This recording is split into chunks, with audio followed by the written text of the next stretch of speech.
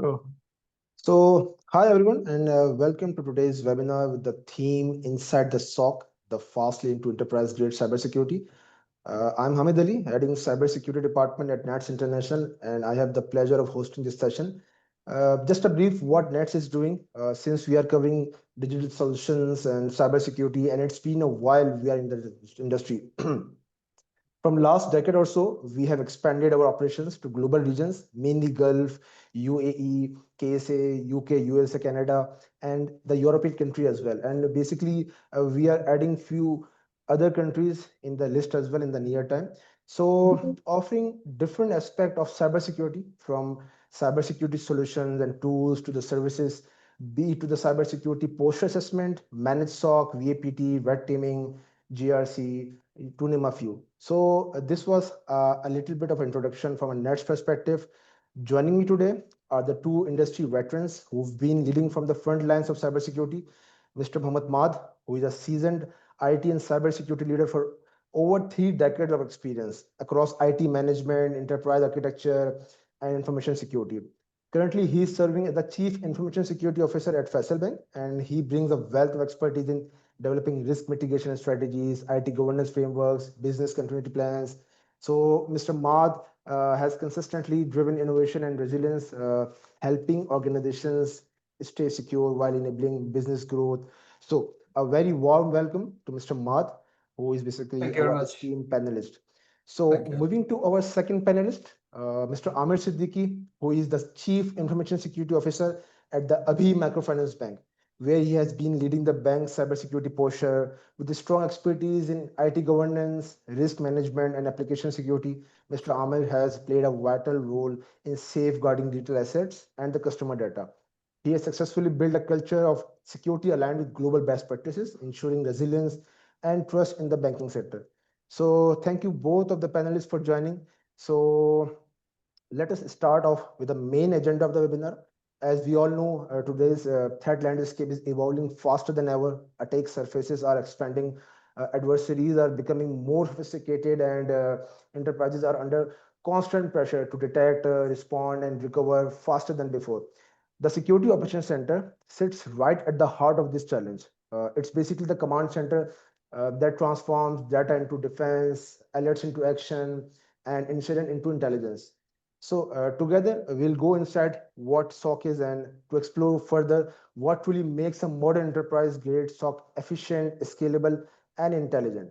So maybe we can start with Mr. Mad and then hear Mr. Amir thoughts as well. So Mr. Mad, how has the role of a modern SOC evolved in supporting a bank's digital transformation journey? I think it's not just about the bank. Any organization that needs to protect its assets, there has to be a command center. And like you rightly pointed out, that SOC has transformed into something else. I remember when the first time we talked about security operations center, it was more about identifying how many user password entry attempts were incorrect, and then we used to follow up with all the users. So from that angle to a more robust AI-based, forward-looking, platform, which is used not just for alert mechanism and defenses, but also preventing attacks from ever entering into the environment of our organization, be it a bank, be any other organization.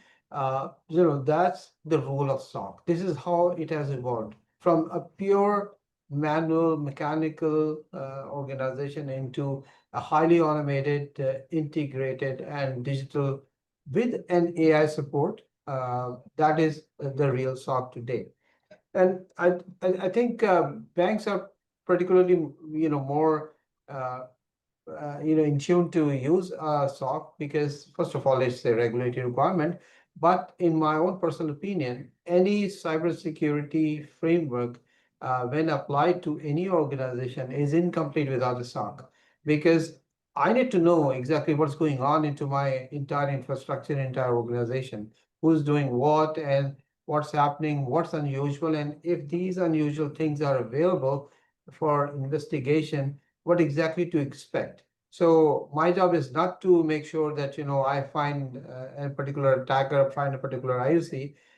My SOC helps me to identify the threats that are not yet in here, but may provide, some sort of adverse impact on our banking operations, digital or otherwise, so that we can protect them. Thank you. Yeah, excellent insight. Thank you very much for that part. And building on that thought, let's proceed with Mr. Amir. So, how do you see it from your side, Mr. Amir?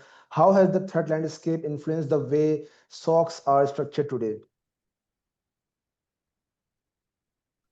Assalamu alaikum and So, good evening to you all and the audiences.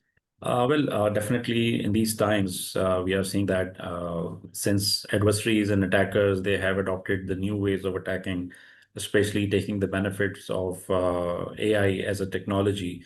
And their plans of attack or their attack vectors are getting sophisticated day by day, and they are changing their tactics every day. So definitely, there were time that those tactics were not that much customizable, but since they have changed their tactics, we have to change our defense tactics as well. They have modified their attack vectors, so definitely we have to modify our defense postures as well. So definitely in these times, whoever is taking benefit from technologies like artificial intelligence and cyber threat intelligence and threat hunting, and they are utilizing those technologies to upscale their defenses. Those guys are getting themselves protected the right way. Because when a cyber attack happens, the core performance factor of the SOC is to ensure that they respond timely, they detect timely. So if they are late and they are not up to the curve as the attackers are, definitely the overall performance of SOC get underestimated or below estimated, what we say. yeah, that's a very Yeah. powerful takeaway. Thank you for that. On a related note, obviously, since we are talking about the SOC and the enhancement of SOC and obviously the AI factor, we will obviously discuss it later. Uh, on a side note, obviously, NETS has also evolved its SOC beyond compliances. Like, obviously, we have recently enhanced our SOC by integrating SOC 2 and ISO 27K1 frameworks with the robust processes, skilled analysts, and cutting edge technologies to ensure proactive 24/7 cyber defenses. Basically, we also conducted security posture assessment and aligned for the SOC CMM assessment as well for the SOC. Obviously, we are working for the global region, so we are basically bound to follow the regulation and compliances. So basically, over to Mr. Math. Obviously, I would love to hear your take on that. What's been your experience? What are the biggest operational pain points CISOs face while aligning IT, OT, and cyber functions under one SOC? Particularly for a bank, I don't think we have that much OT in place at the moment. However, from a larger context, of course, OT is a reality. Not just the OT, for example, these wearables. Now, a lot of banking transactions are being conducted through wearables, phones, and everything else. So we have to take into account everything. And I think the biggest challenge is the convergence of different technologies into one platform. Uh, Traditionally, SOCs were used to, integrate servers and maybe workstations, network devices, and that's about it. So from that perspective, OT has a very different footprint. How to integrate a particular OT platform and how to do everything. I mean, that I don't think traditional SOCs would be able to manage that. So we are looking for a platform where right now we are actually looking for a platform where we can actually integrate everything else. For example, take the example of cloud. Uh, Now, cloud processing is there been for a while now, but now Pakistan has been also allowed to uh, host services and systems onto the cloud with certain requirements from the central bank. So how I'm going to make sure that the cloud assets are also integrated in the same SOC? This is again a question of convergence because technologies are different. So no one single technology is available. We have got multiple domains. Some are very, say vanilla kind of DSMs. However, for all other applications, we need to develop parsers and select the correct amount of offenses or the payloads which are relevant to the use cases that we need to monitor. So again, I'm going to repeat that convergence is the key.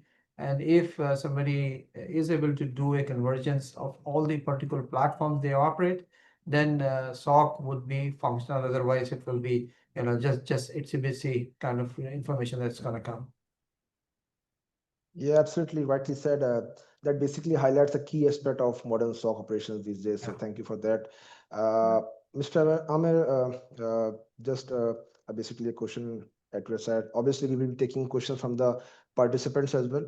But from a KPIs angle, what KPIs define an effective SOC for a financial institution? Obviously, you've been into the financial industry for, I believe, it's almost about 2 decades or so. So, what's your take on that?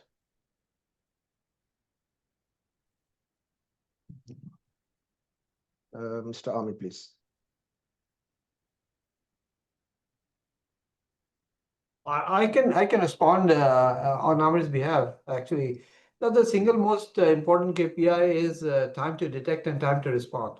So yes, there is also a mean time to investigate somewhere in the middle, but I think this is where we want to reduce our KPIs to a level by deploying AI, so that my mean time to identify and mean time to investigate or assess reduces to something which is milliseconds. Of course, we currently, my organization is at seconds level, so we still want to reduce them to a millisecond, so that the only problem that is left with us is time to mitigate or time to resolve. So these are the standard KPIs that are available for any SOC, be it our organization or any other place. How quickly we can identify the threats, how quickly we can analyze, uh, enrich these threats to a level which can provide actionable information, and then of course put it back to the concerned parties so that the mitigation can be performed. So that's the whole KPI. You are rightly identified. Obviously, KPIs are obviously too much important to basically Yeah. gauge the performance and everything. Obviously, these days SOC are basically outsourced. Otherwise, one has maintained SOC in-house. But in either case, obviously KPIs should be there and they should be monitored, and actions can be basically taken accordingly. Uh, I'm basically exploring through questions which the basically participants are asking. I will let those in, but uh, another question basically arises like, I'll be open this to both of you. Feel free to jump in. Like, how does a SOC 8 add a measurable business value beyond security monitoring? Measurable business value. Yeah. Yeah. The I can also respond to that. Measurable business value has to be defined in the context of the business that we are in. So if something is there for me to address and enrich, for example, a particular business process relies on timely availability of appropriate information. That timely information, if it's not received because of any threat or any malware or any other thing, then it's a problem. So SOC can actually identify threats preemptively and avoid these threats to be materialized. That is the business value in the entire business chain or our product life cycle, so that the organization can run seamlessly and the customers can get their services from us very, very efficiently. Yeah. So I believe Mr. Amir has joined back. Mr. Amir, can you hear us? Right. Not sure. Okay. I think there's a problem with the internet Yeah, there. I believe so. So yeah, thank you very much for that part. Obviously, we were talking about the measurable business value because SOC is not just about monitoring; it's beyond the monitoring aspect as well. Because in the recent year, a SOAR is basically added into the SOC operations, talking about the XDR, not just these solutions, but obviously every security controls are basically the part of SOC. And to be, you can say, a good and effective SOC, the integration of all the security controls must be in a single place. So, how do you see compliance shaping like SOC priorities, Mr. Madha? Uh, can you elaborate what exactly we mean by compliance? Like obviously, there has been so many regulation. Obviously, in Pakistan, obviously in the financial sectors, few of the KPIs, few of the very regulations are being enforced by the State Bank. But I got it. I got as it. a whole, so many of the compliances are still left behind. So, what's your take on that? Um, Hamid, I think this has to be looked at holistically because SOC directly does not address much of the regulations. I mean, yes, it is part and parcel of every regulation compliance.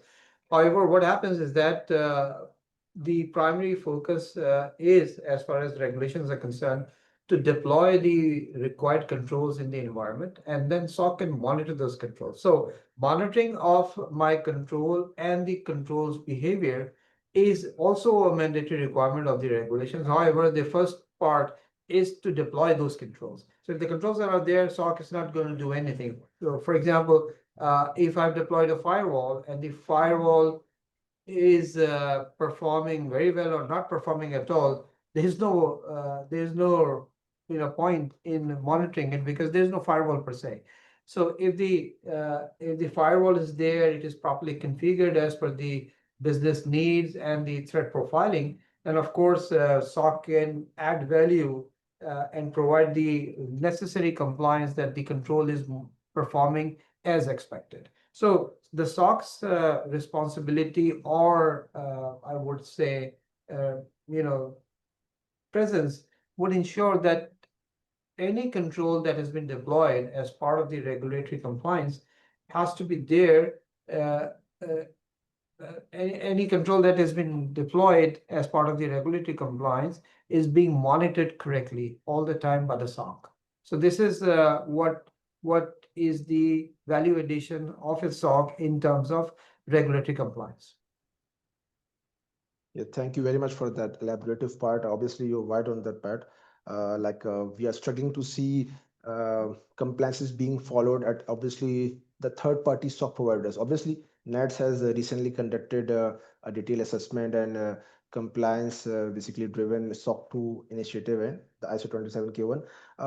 Talking more about obviously AI is quite in these days. A lot of discussion going around. Uh, Many of them are talking about the positive side, but from a cybersecurity angle, there are so many of the negative downsides once the AI has been onboarded into the, you can say, the system. So, in your view, how important is AI inside the SOC and obviously in the cybersecurity? I would appreciate if you can give a detailed insight from your perspective, your thoughts on this, please. I think AI is something that we cannot avoid anymore. So that's one thing. But adversarial AI, we've been talking about it. I've actually been talking about this in a few of these seminars and conferences that this is the biggest threat that is happening. However, AI use or abuse can be happening in any organization. We use some of the AI, but right now I have engaged a couple of support vendors to develop a detailed or comprehensive large language model, which can provide us with the predictive analysis of threats. So that is, I'm not going to go into details about it, but I'm going to remain the use of AI in SOC environment. We've been able to reduce a lot of times because the platforms that were deployed, SOC is not just SIEM.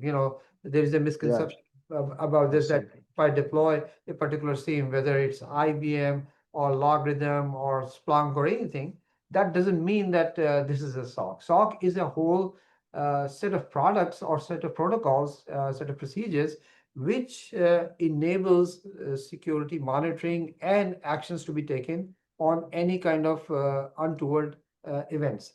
So when I say that we have deployed a number of systems, so a couple of our systems within the whole chain of events is powered by an AI engine. When I say AI engine, it doesn't mean that it's ChatGPT or anything else. It uses a particular language model which is based within the application or within the product itself, and it is constantly updated by a large language model out in the cloud. So we make sure that that language model is particular to our environment, but it takes information and insights from the global language model that has been populated by this organization selling us this product. That particular product evaluates and enriches any event that is being investigated by the SOC. So, for example, a particular alert or reference appears and the payload suggests that this is a malware. So what kind of malware is this? What sort of actions has to be taken? What mitigations can be done? This is being performed radically fast now with the help of AI and latest information as well. Previously, what used to happen that if a particular event was identified, our L1 analyst used to go out at different platforms. Let's say they were going at TELUS or they were going into IBM's X-Force and identifying what sort of mitigation, what sort of impacts these kind of threats going to make, and downloading every information and creating a manual report and then sending it out to someone who can actually remediate that. This whole process now is in milliseconds. Like I mentioned to you, the time to identify and time to investigate has been reduced to milliseconds now with the use of AI.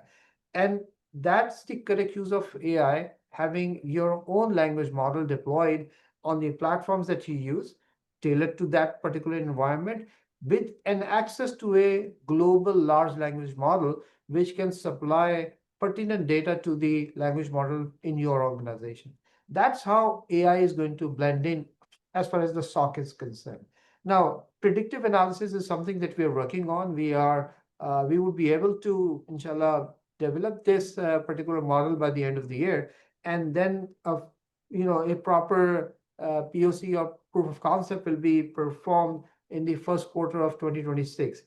That will be launched by the company who's working with us as a product, and that can be used by any SOC around the world so that they can predict what sort of threats can affect the organization based on my threat profile and my attack surface. So this is something we are working on, and we are investing our time and our resources with that organization so that this product may come in. So that's the future of SOC, inshallah. And I think once this is available, it will be a breakthrough, inshallah.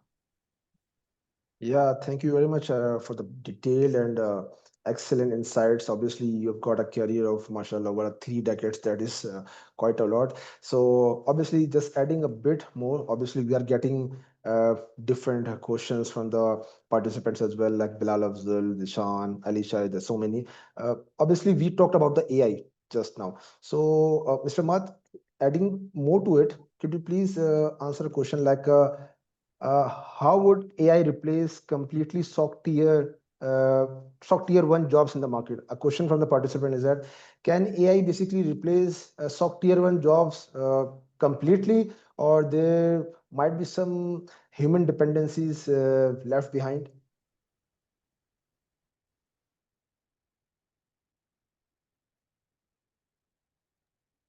Mr. Mad, There's some audio yeah, issue. yeah, I think we Mr. are. Amir is back also, by the way. Ahmed, if you Yeah. want to check. Meanwhile, we can cover that part as well. Yeah. So, Mr. Amir, could you please answer this question from the participant? Like, can AI replace the complete SOC tier one jobs, or there might be some dependency left behind for the human part?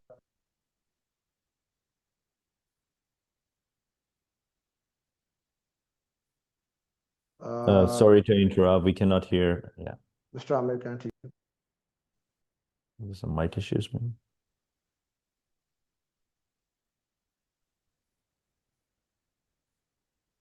I think Mr. Mad is also trying to say something, but we're not able to hear. I think maybe some mic issue. Yeah. I'm not sure we aren't getting through. Yeah, I'm hearing you fine, Hamid, but I'm Yeah, not able I to can hear the hear you panelists. likewise. Yeah, but not sure. Yeah, No obviously worries. we are getting some comments. Yeah, we are reconnecting, obviously, and we will obviously resume the discussion session with our esteemed panelist, Mr. Mad and Mr. Ahmed. So a couple of minutes maybe, so then we can obviously resume our discussion.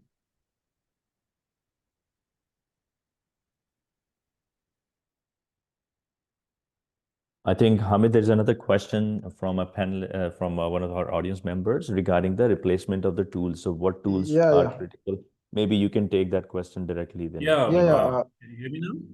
yeah, Oh, loud and clear, Mr. Ahmed.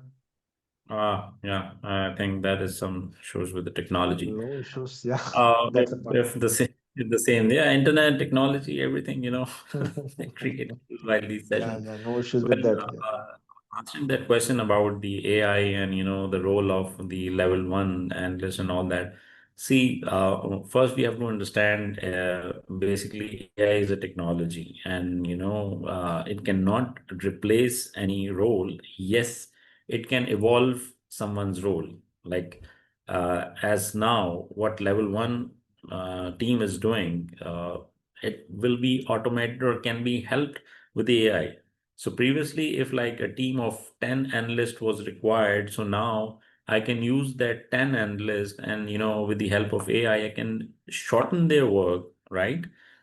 Before like going through a triage, if I got some suspicious activity from an IP and I'm seeing that this is suspicious, I have to go get the reputation of that IP checked and then do some analysis before blocking it on the internet on my firewall. So now with the help of AI, this can be done in a flick of a second. Whatever AI LLM is working behind, it will tell you that this is suspicious with the confidence level of certain percentage. So you can, with the automation, you can block it straight away, finish.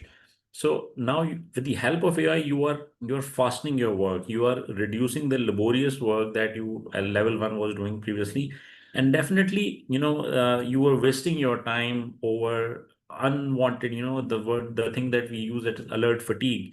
So that alert fatigue can be reduced with the AI, and now the level one analyst can be used to work further on the productive side of if I have to improve the LLMs, definitely I can use my level one to focus on there. So they can learn AI, they can learn how to use AI for the level one activities, and they can evolve their role. So I think no one should be afraid of having AI in the role of or defense, or even on the offense side as well.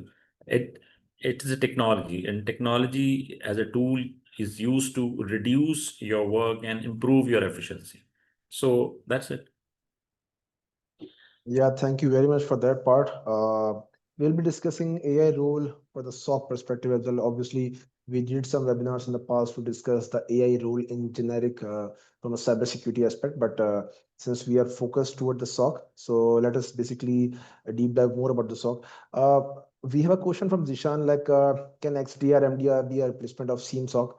I will obviously ask this with Mr. Ahmed, but I want to, you can say, add some few cents from my point of view being a service provider. Look, XDR, if you are talking about the pure XDR in which all the web, email, endpoint, talking about the network cloud, all the aspect and all the domains are covered.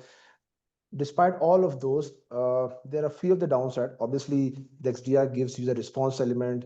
You have the sandboxing and so many different, you can say, detection engines and so many technologies as well. But talking about the network flows and the retention side, I believe retaining the logs for a longer period of time for the XDR is not sufficient, because I've seen so many firms like who are basically having the XDR and not SIEM, but they have basically the syslog servers or the log server who basically maintain all the logs for, you can say, maybe 1 year or so, just for the audit purpose. Somewhere for the organization are bound to basically keep all the logs or the audit logs for a longer period of time, be it the hot standby or the cold standby, but they have to basically retain the backups and all the logs. So XDR don't have this capability to basically retain all the logs, all the telemetries. For maybe I haven't seen any vendor claiming to retain the logs for more than 6 months. I'm taking it on a very basically longer side. Otherwise, the vendor basically imposed to, you can say, retain the logs for 3 months or less, maybe. So, Mr. Amir, do you want to add some more to it, like can XDR or EDR be a replacement of SIEM, SOC?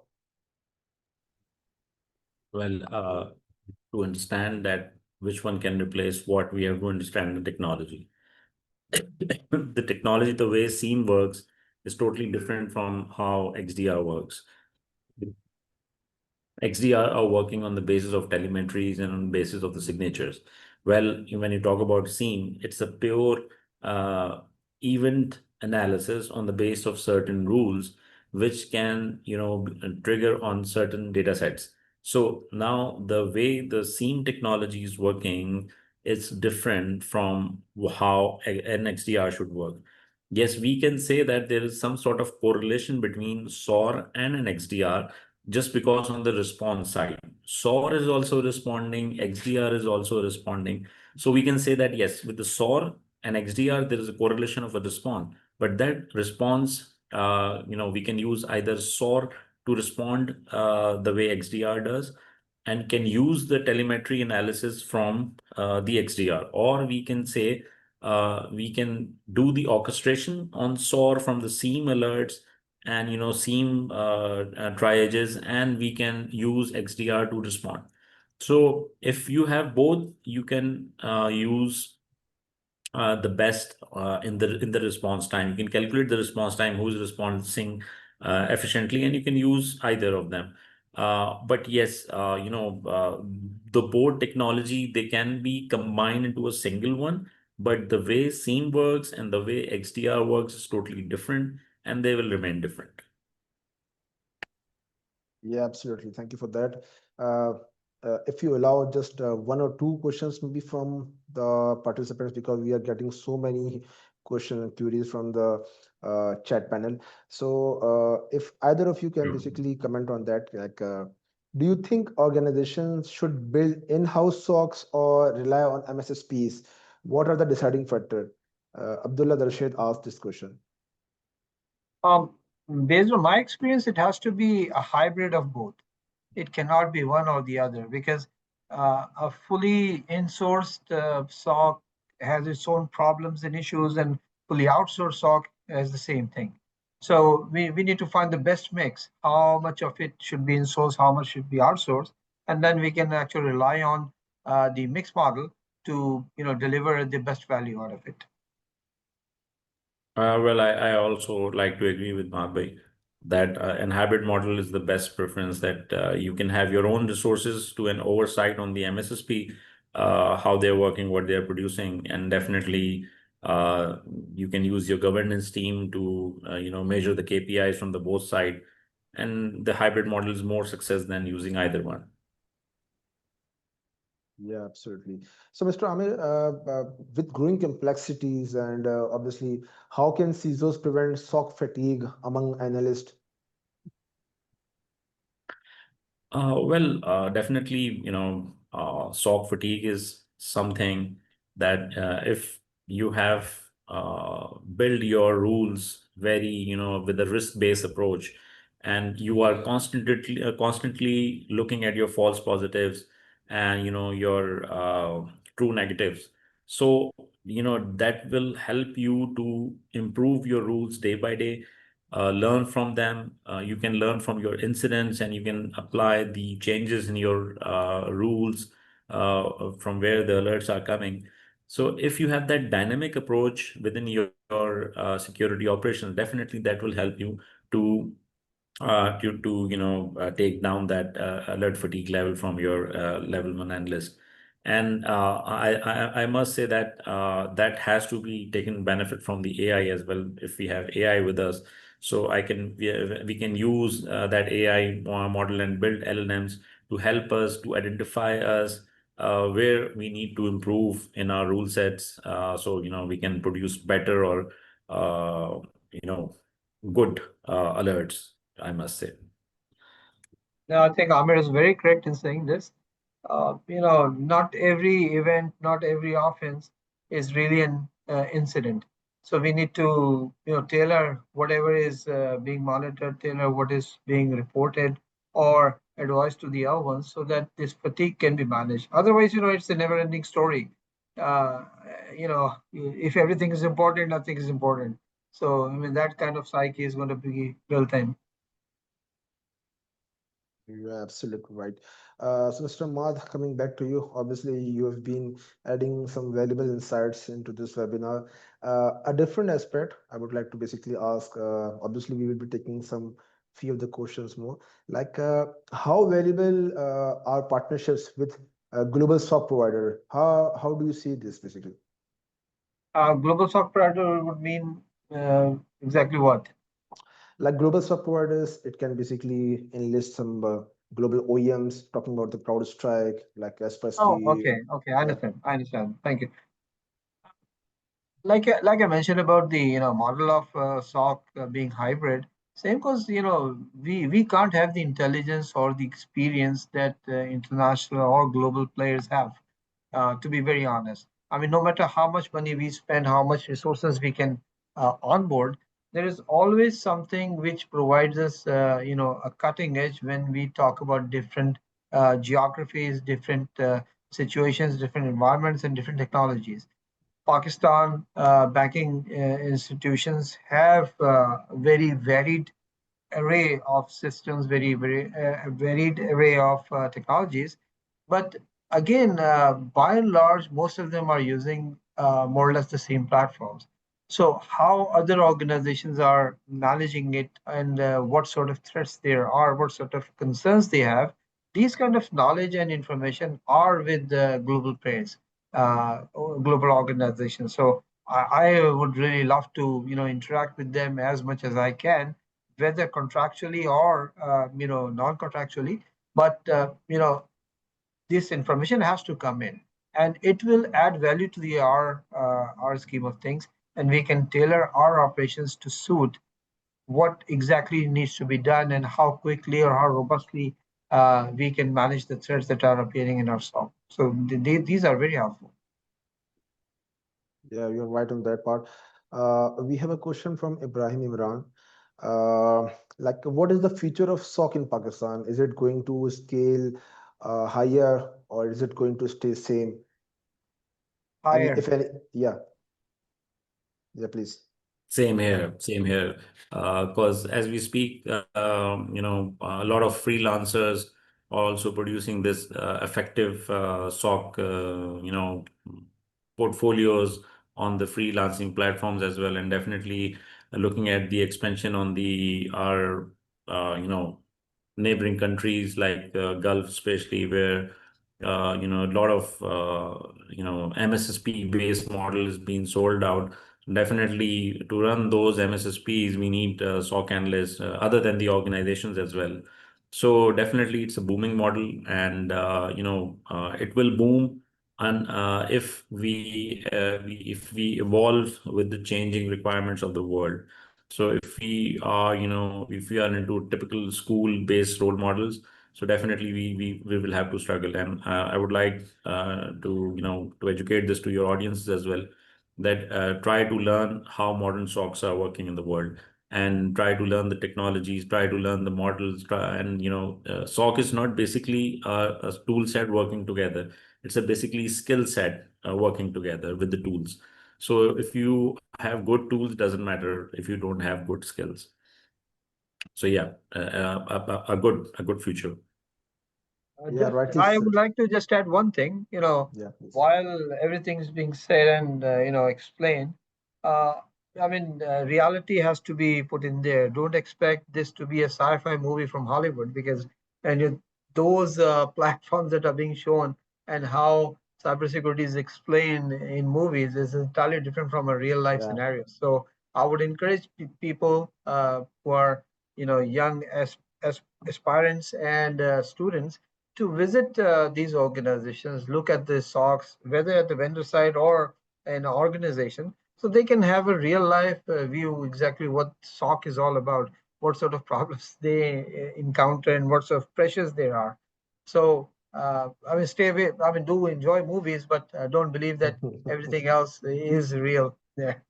Yeah, valuable advice. Obviously, from both of you guys, from your vast experience, what are the gaps over these like so many years of SOC, which is basically embedded into the cybersecurity, from a people perspective, like from a resource skill set and the people skill perspective, and from a technology perspective.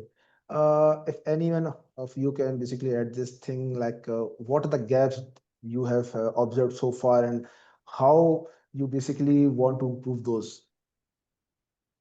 Yeah, I think, in my opinion, the largest gap is the monetary aspect, because traditionally SIEMs are pretty expensive, and the model of the SIEM is based on events per second. So there is a license cost to it, how much we can consume, and of course the cost of storage as well, cost of processing. Everything was based on the dollar value.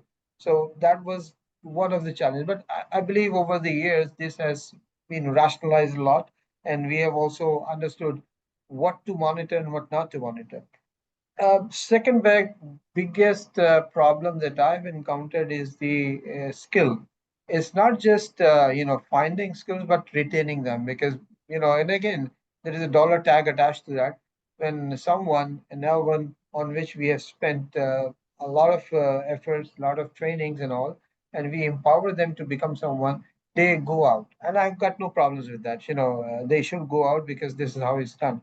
But losing our capital, our human capital, to anybody outside the country, I mean, that is something which hurts the country overall. The number of resources that are being produced by the academia is not enough, unfortunately. The requirement is too large, and this is where it is hitting us very hard. The rest of that, the technologies and the integrations, I mean, that's rudimentary. So I got no problems with that. These are two major problems that I face managing whole of cybersecurity and SOC specifically. Well, I Yeah. will 100% agree to what Madhai has said. And the third point that I would like to add to it is the governance aspect, the house cleaning aspects of SOC. A lot of people, they are too techy and they only focus on the technical side of security operations. But what's being produced, what's the quality of production, like I said, improving the alerts, how we can improve them. That's a continuous 24/7 process as well. Because whenever somebody tries to attack you, he will recce on you how your detections or your defense is working. So definitely, if someone is trying to do that with the good housekeeping and good governance structure, we can easily identify that. But if we are like working like robots, okay, alert is coming, we are finding blocking and all that, so we won't be producing quality monitoring on that. I must say the word, the quality monitoring. So governance, the SOC governance should be should be introduced in the SOC. People should understand the concept, how SOC governance is working, how to do the housekeeping of a SOC, what to produce, what not to produce, where to waste time and not to waste time. And there is like I have seen many managers talk, they are busy with IT and managing the integrations, or the certain the sensor of SIEM is not responding. They are busy there. So we have to introduce architecture, cybersecurity architecture fields in our domain as well. So where we can free the mind of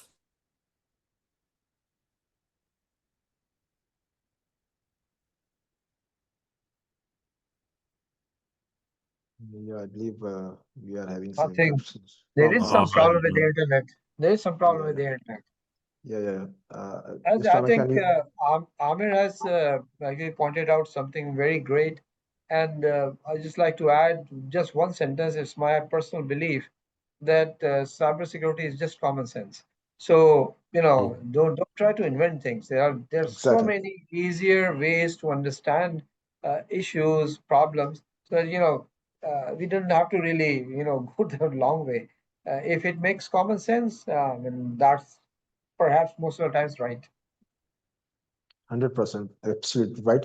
Obviously, we are getting so many questions. Like we are basically bombarded with the questions because SOC is being the quite you can say prominent topic when it comes to cybersecurity. So, just taking few of the very last questions. Bilal Afzal asked, "What are the essential tools that must be integrated in a SOC, be it a SIEM, SOAR, EDR, firewall, IPS, or any other solution which are inevitable?"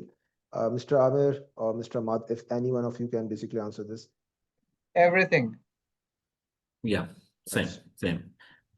Depending upon your business infrastructure, how your business is, what you are doing in the market, and what are the business priorities, everything like Mahbub said should be integrated. That should be prioritized. If you have certain assets that are of low priority, you can, park them somewhere else. But the assets that are of higher priority, you should, cater those alerts more, significantly or critically, I must say. So a good risk-based monitoring should be there, that what your business's true milestones are, where your business is majorly focused on. So you can save your time on defending, the critical things only, rather than wasting time on the entire infrastructure. 100% right. Just the last question I would say. It's basically retaining to the work power and the manpower, like retaining of SOC and cybersecurity resources. How are enterprises coping with skills and resource shortages in Pakistan? This is the one question that is asked in the comment section. They're Mr. actually Amir. not. Honestly, I have actually spoken this in a number of conferences. The biggest problem is, it's not about headcount. Honestly, it's not about headcount. It's about the skill. Our curriculum is not up to date. That is unfortunate because, and I don't really want to comment much on the institutions and administrators, but at the end of the day, we should be teaching something which is not yet here, which is in the infancy stage, and people can learn and then progress over that. We should not be teaching them which has already happened 20, 25 years ago, 30 years ago. Yes, it is good history. We can cherish those moments. I still remember my PCXT, which I used to work on, and I used to make wonders with that. I love it, but it's not the time for that machine. It's not time for DOS or anything else. I used to code things in COBOL and RPG. Nobody knows in the new environment what these things are. And we used to run massive organizations on it. So instead of teaching those old things, why not develop something? So SOC can be advanced in terms of skill development using AI, using any other things, and so on and so forth. So why not focus on that instead of teaching them, okay, this is called, an offense, or this is called an alert. These are pretty lame definitions, unfortunately. That's my take. Yeah, yeah, right. Mr. Amir. Sorry. Well, to answer that question, the skill shortage is a major challenge that every member of this cybersecurity leadership industry is facing. But I have a bit of our complaints as well, that we invest a lot of our time, efforts on newly inducted people, but as soon as they get with us and they got certain kind of a level, they leave us. So, we don't mind that. We would love to do that, but definitely, this is a continuous cycle. There is no harm in getting as a fresher into the organization and straight away into the SOC. But my preference always is, a good SOC analyst will be a guy who has some hands on certain technologies, like he has been a system administrator or a developer or network administrator. So if he has worked in those roles, he can be a better SOC analyst, because he has not seen that those hustle bustle, and he's not coming from the root. So as a SOC analyst, he will definitely face those challenges when he will evolve in his role.